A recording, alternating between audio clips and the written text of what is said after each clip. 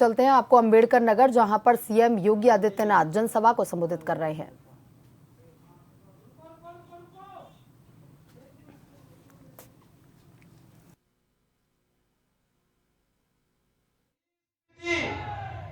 देश के अंदर आतंकवाद की जब धारा 370 को लेकर के थी, कश्मीर में कांग्रेस कहती है कि धारा 370 फिर से लाएंगे।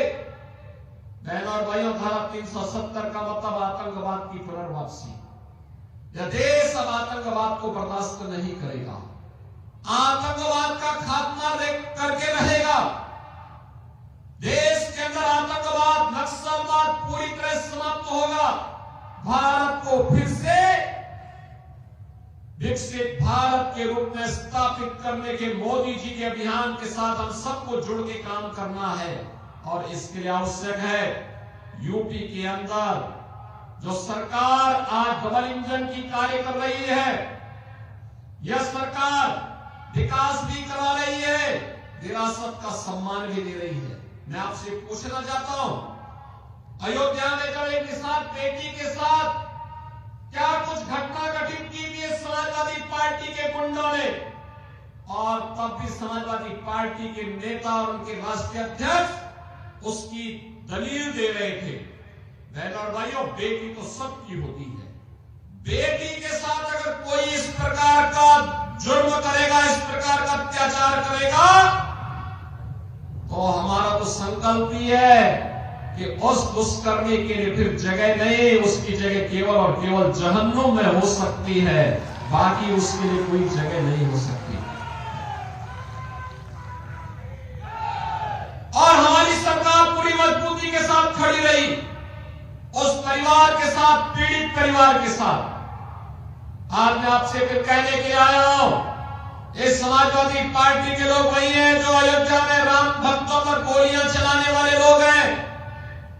ये लोग कोई भी महाराज सुहेलदेव के स्मारक पे नहीं जाता था, क्योंकि इन्हें भय था कहीं मुस्लिम वोट बैंक खिसक न जाए।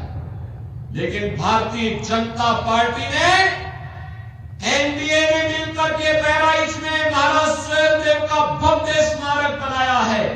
महाराज सुहेलदेव 1000 वर्ष पहले भारत के महान योद्धाओं में थे, और वही कार्य हमारी सरकार ने आज श्रृंगवेरपुर में किया है। भगवान राम और निषाद राज की मैत्री की बड़ी प्रतिमा, 56 फुट ऊंची प्रतिमा को स्थापित करने का काम किया है।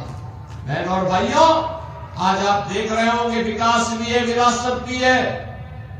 विकास के लिए बड़े बड़े कार्य, हाईवे बन रहे हैं, गांव गांव की कनेक्टिविटी बन रही है, मेडिकल कॉलेज बन रहे हैं, इंजीनियरिंग कॉलेज बन रहे हैं, आईआईटी, एम्स, रेलवे, एयरपोर्ट, ये सब का काम तो हो ही रहा है। लेकिन साथ साथ विरासत का सम्मान करने के लिए और अपने पूर्वजों का हम कोई जवाब दे सके, इसके लिए अयोध्या में भगवान राम का भव्य मंदिर का निर्माण के साथ साथ रामलला का विराजमान होना भी यह हर भारतवासी को गौरवान्वित करता है। बहन और भाइयों, हमारा तो एक ही कहना है आपसे, जो राम का नहीं वो हमारे किसी काम का नहीं। हमारी प्रेरणा तो एक ही बात को लेकर के है कि जाके प्रिय राम वेदे ही तजिए ताई कोटि बैरी सम यद्यपि परम स्नेही। जो भगवान राम के प्रति श्रद्धावान नहीं, जो भगवान राम के प्रति श्रद्धा और भक्ति का भाव नहीं व्यक्त कर सकता है, और भले ही आपका कितना नजदीकी मित्र हो, रिश्तेदार हो, सगा संबंधी हो, उसको वैसे ही छोड़ देना चाहिए जैसे किसी दुश्मन को छोड़ा जाता है। बहन और भाइयों, एक सनातन वाक्य है, और यहां पर तो आपके सामने परम राम भक्त धर्मराज निषाद को भारतीय जनता पार्टी और एनडीए ने प्रत्याशी बनाकर के आपके बीच उतारा है।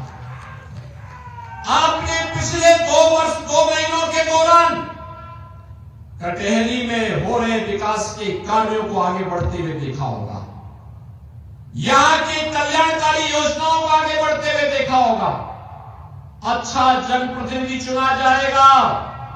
याद रखना, वृद्धजनों को वृद्धावस्था पेंशन, निराश्रित महिलाओं को निराश्रित महिला पेंशन, दिव्यांगजनों को दिव्यांगजन पेंशन, हर गरीब के घर में रसोई गैस का सिलेंडर, हर गरीब के घर में उसका स्वयं का राशन कार्ड, हर गरीब के घर में 5 लाख रुपए का आयुष्मान कार्ड। जिस गरीब का अपना मकान नहीं उसको मकान बनाने की सुविधा भी होगी, और जिस गरीब के पास रोजगार नहीं उसके लिए रोजगार की सुविधा भी होगी। यह भारतीय जनता पार्टी की सरकार आज आपको देने के लिए पूरी प्रतिबद्धता के साथ काम कर रही है। और इसीलिए हमारी सरकार ने तय किया है, इसीलिए हमारी सरकार ने तय किया है कि जीरो पॉवर्टी के लक्ष्य को हम प्राप्त करेंगे, यानी गरीबी पूरी उन्मूलन की दिशा में हर गरीब को हम